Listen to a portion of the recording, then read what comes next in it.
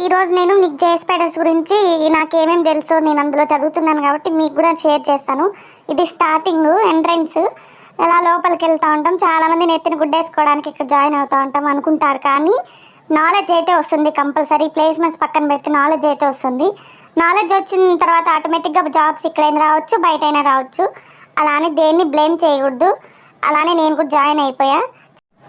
స్ట్రైట్గా ఉండేది వచ్చి బైజూస్ది ఫస్ట్ ఫ్లోర్లో ఉంటుంది. మన జే స్పైడర్స్ మాత్రం మిగిలిన ఫ్లోర్స్లో అన్నీ ఉంటుంది.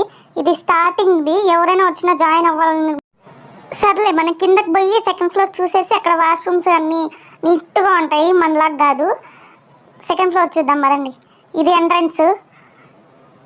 ఇటు సైడ్ ఇంతకుముందు వచ్చామే. అయ్యో అబ్బాయి వాష్రూమ్ నుండి వెళ్తున్నాడు. ఇక్కడ అన్ని క్లాస్ రూమ్సే. అక్కడ మానిటర్ చేస్తూ ఉంటారు, స్కాన్ చేయాలి కంపల్సరీగా. ఇలా ఉంటుంది స్టూడెంట్స్ లేనప్పుడు క్లాస్ మొత్తము. ఇవేంటో అతికిచ్చినారు, ఏమో నేను చూడలేదు సరిగ్గా, ఏమో లేక మనం పట్టించుకోవాలి. వీళ్ళంతా ప్లేస్ అయిన వాళ్ళు ఇక్కడ జే స్పైడర్స్లో. మన క్లాస్ రూమ్ వచ్చేసి థర్డ్ ఫ్లోర్లో. ఓయమ్మ ఇదే నక్కలో సోఫాల సమ్మ కూర్చోండారు. ఇది క్లాస్ రూము. ముందు వాళ్ళు రాకముందు, వాళ్ళు వచ్చే తర్వాత చూద్దరు మీరు ఎట్లుంటుందో చూడండి. కొంచెము ఒకరు వస్తూ ఉండరు అప్పుడప్పుడు. వీళ్ళు ఇంతమందిలో నేను జాబ్ కొట్టేది ఏంది స్వామి, భయం వేస్తా అంటుంది ఒకసారి 30,000 కట్టి.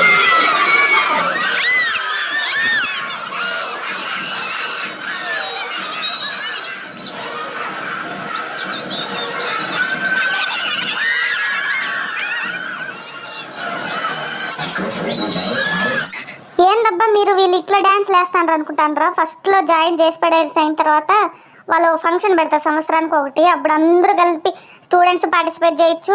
వాళ్ళ లెక్చరర్స్ అంటే ట్రైనర్స్ వాళ్ళు కూడా డ్యాన్స్లు వేస్తారు. ఇంకా వీడియోస్ కోసం లైక్ చేసి సబ్స్క్రైబ్ చేయండి. బాయ్.